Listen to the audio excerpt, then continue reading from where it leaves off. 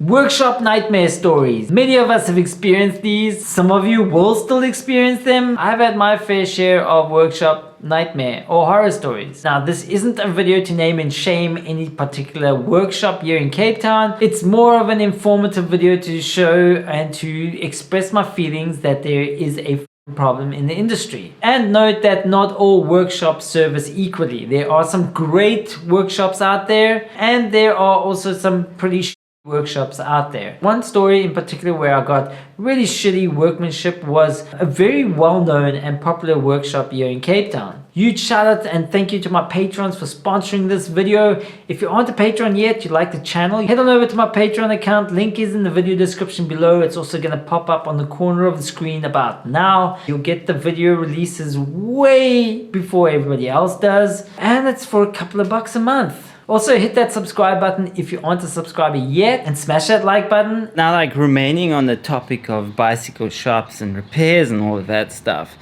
like, who do you actually trust to work on your bike? My trust is like faded because fuck me, man. A lot of these places that I take my bike to get serviced have just like been total letdown.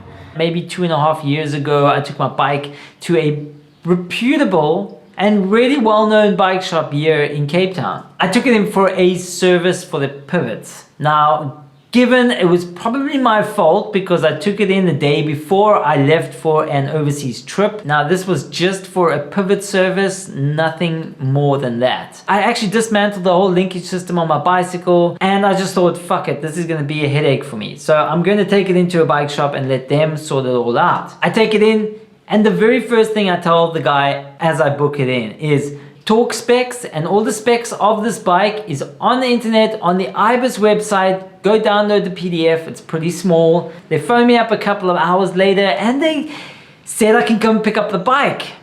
I was stoked and I thought, hey, fuck, this is perfect. This is excellent service, rad. I'm gonna be riding in France in a few days' time. Roughly 4 to 5 days into my trip, I'm riding a pretty gnarly trail in the rain. Get towards the bottom and I feel the bike is feeling really weird at the back. I get right to the bottom of the trail and I see, hey, my linkages are loose. What's going on here? And then I look and I see the bolts have come loose on my linkage and it's been grinding up against the frame. Getting to the parking lot with my friend Valdez, who I was traveling with, we pull the bolts out and they've used grease instead of Loctite. You see that over there? That was from this bolt over here, which came loose and scratched the frame because they didn't use Loctite, they used grease. Now, if you had made the effort to read the manual and find out from the website about this bike and the torque specs, you would know that you must use Loctite on the bolt on the IBIS HD4. I took the bolt out, took a photo of my frame, sent it to the bike workshop, which is back here in Cape Town. The end result of this, the owner of the shop didn't work on the bike. One of the other mechanics was working on the bike, and they put the bike back together, apparently the way that they found it. Which leads me to the next question. Was all those bolts torqued to the appropriate and correct torque specs? I'm assuming that it wasn't because they didn't read the manual in the first place, so else they would know that Loctite would need to be used on those bolts. In the parking lot, my brewer and myself took all the linkages apart and we redid them with Loctite. And everything was fine from there on out. Yeah, and no bolts came loose.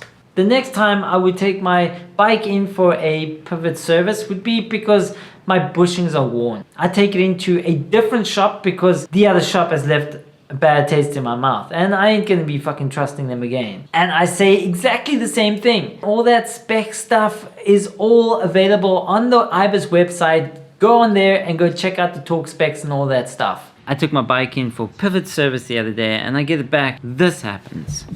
Well, this time around, that mark over there was from that bolt coming loose. Lo and behold, one of the fucking bolts comes loose again. Because these assholes, they don't use the fucking right stuff. They use grease instead of Loctite. I mean, like, how fucking hard is it just to check a manual online for the specific bike that you are working on? It's why I don't like taking my bike to bike shops. And I prefer servicing bikes myself, because these assholes, they just don't check the manuals and they just do what they want to. What the fuck are the chances? And I'm thinking, what the fuck is up with these shops? Like, don't they go online to check the torque specs of your bike? Isn't that what they should be doing? Not all bikes are equal, yo. Like on my bike, there are different torque specs for all the different bolts on the pivots. It's not fucking rocket science, yo. Fuck's sakes. Which brings me to the question. Can you trust the bike shop that you are taking your bike to? And my next question, what fucking bike shop can I take my bike to that I can trust here in Cape Town? Things need to fucking change. A shout out to all the bike shops out there who are actually putting in the service, and a big fuck you to those motherfuckers out there who are doing the industry a disservice and fucking our bikes up. Let me know of all the good bike shops and what area they are in the comment section below, so that if I am traveling, I have a list of bike shops I can choose to go to. Thanks for hooking up with me today. I'll catch you on the next episode.